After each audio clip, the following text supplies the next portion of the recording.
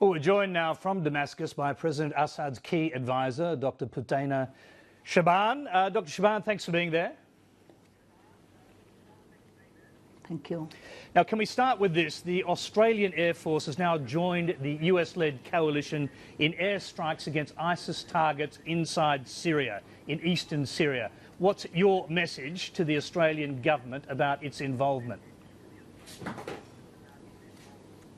My message to the Australian government is that there should be a real intention to fighting terrorism that is not only against the Syrian people, but against the entire world. And the real intention should come through a real coalition and cooperation with Russia, Iran, China, the government of Syria, and all countries and governments who truly are interested in fighting terrorism. Let me ask you this then. I mean, the Syrian army is obviously also fighting ISIS. If the Australian Air Force is hitting ISIS targets in eastern Syria, doesn't that actually help your fight against ISIS? Actually, the Syrian army and the Syrian people have been fighting ISIS for the last 4 years. But I don't think the coalition led by the United States until now has done any real job against ISIS. In President Obama's words, they wanted to contain or to limit the influence of ISIS, but not to eradicate, to get rid of ISIS for the benefit of Syria and the benefit of the region and the entire world. Okay, President Assad himself has said in the past 24 hours he's got no objection to cooperating with the US and his allies, provided it's a genuine coalition against terrorism, as he calls it. What would cooperation look like? How could you imagine it happening? I could imagine the entire world taking a real stand against these extremist terrorist forces by at least supporting the implementation of Security Council Resolution 2170, 2178 and 3199, which dictates on countries not to allow the arming, the financing, and the facilitating of terrorists across borders. The three things that are being done for 4 years by Turkey and by Saudi Arabia with full-fledged support by the West. Now, how soon would you expect to see Russian jets joining this fight against ISIS and fighting in this rather contested and crowded sky over Syria? Well, the Syrian people would love any party in the world to join us in fighting ISIS, but in cooperation with the Syrian government. And by the way, the report you broadcast, Tony, at the beginning of this program, you mentioned the regime about 10 times, and you mentioned President Assad, and you said that the Russians are coming to support President Assad. The Russians are coming to support the restoration of safety and security to the Syrian people. It is the Syrian people who are suffering. And by the way, there is no civil war in Syria. Over 80% of the Syrian people live in the region which is still controlled by the Syrian government and the Syrian army, and there is no religious or any other conflict among the Syrian people. There is only one conflict between the Syrian people and the extremist terrorist forces that are being brought to our country from 83 countries in the world. Okay, let's talk about this Russian military build-up, because the United States is very worried about it. I mean, the airport at Lateline is being heavily reinforced, is being changed. It looks like it's being turned into a giant Russian military base. Russian transport planes are flying in every day, and ships are bringing into your ports Russian weapons. Are we going to see Russian troops fighting on the ground in Syria and Russian aircraft in the skies above Syria, supporting, as you say, your army? Russian advisors and Russian people and Syrian-Russian relations had been here strong and well for the last 40 years. The Russians do not build colonial bases. The Russians are not an occupying force like others are.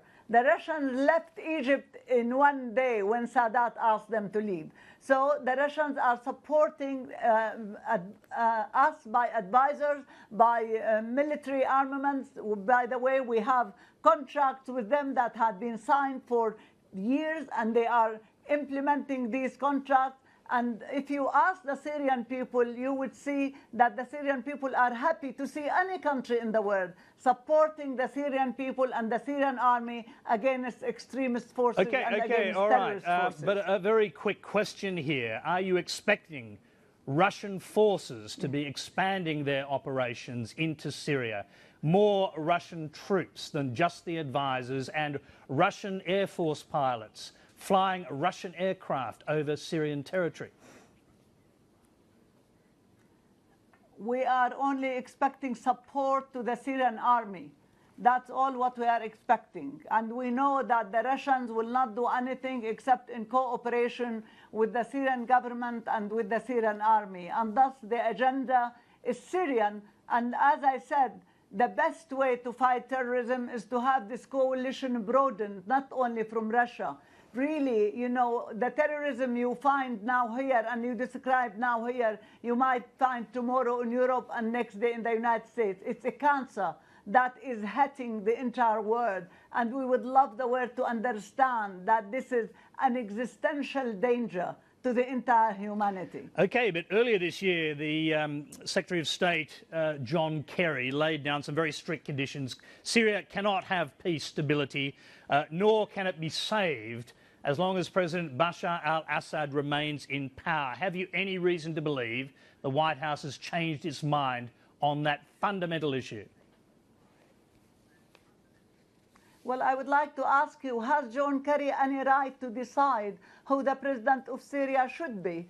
Do we in Syria decide who the president of the United States should be? I think this statement is erroneous right from the beginning. It is the Syrian people who decide who has the right to be the president of Syria. Nobody else in the world has the right to decide that. Okay, but just like we know that obviously US and its allies participated in regime change in Iraq, and they did so because they said Saddam Hussein was involved in building weapons of mass destruction, but also because of his crimes against humanity. Now, President Assad also stands accused of crimes against humanity, of torturing, starving, of killing thousands of his opponents, and that killing was done by branches of the Syrian security services, according to evidence. Do you accept that Western leaders simply cannot turn a blind eye to that evidence and those allegations? I would like the Western governments and the Western people to think what they did to Libya with their own decision, turning Libya into a failing state. And I would like them to review their policy in Iraq, which turned Iraq into a failing state. I have no reason to believe what the Western governments say about my country. I am a Syrian, rooted in Syria. We, the Syrian people, know what is right for our country. And by the way, targeting presidents in the Middle East does not aim at presidents. It aims at destroying our country, turning our identity, erasing our cultural heritage, destroying our institution. It is Syria that has been targeted. It is not President Assad. President Assad is standing with his army and people to fight for the unity and territorial integrity of his country, and this is what we are doing here. All right, but you see the obvious problem. I mean, the West cannot turn a blind eye to it when 3 former UN war crimes prosecutors investigated the evidence smuggled out of Iraq by a former, smuggled out of, I beg your pardon, Syria by a former military policeman.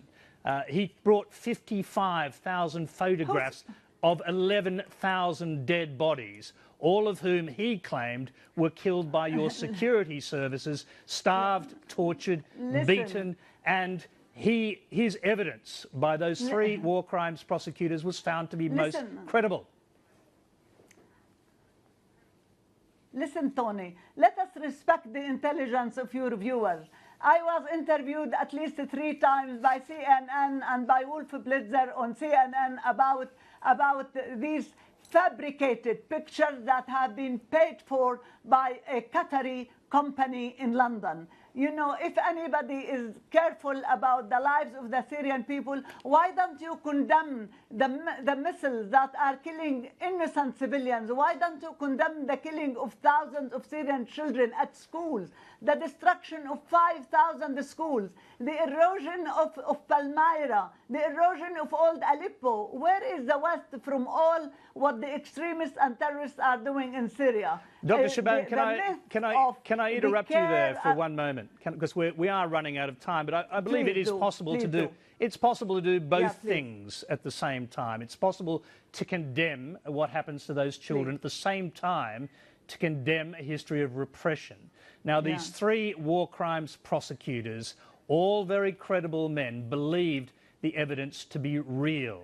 If that is true, should your president, in fact, stand trial for crimes against humanity, in spite of the fact that Russia would stop that from happening? Did you? I would only focus on what you said.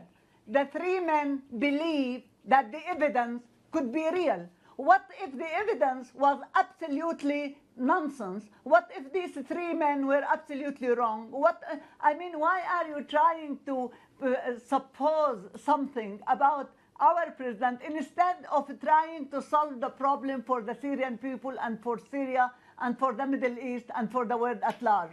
I tell you once again, Syria is 10,000 years old. The Syrian people are very civilized people. They are very well capable of choosing their government and choosing their president without any interference from the West. This war on Syria, Tony, is about the independent opinion of Syria. Syria has been a very independent country, and that's not what the West wants. They want us like a country that is a satellite for the West, and we will never be that. Dr. Shaaban, we'll have to leave you there. I'm merely, of course, putting the case that bothers, the dilemma that bothers Western leaders when they worry how they can support your president. But we'll have to leave you there. We thank you very much indeed for your time.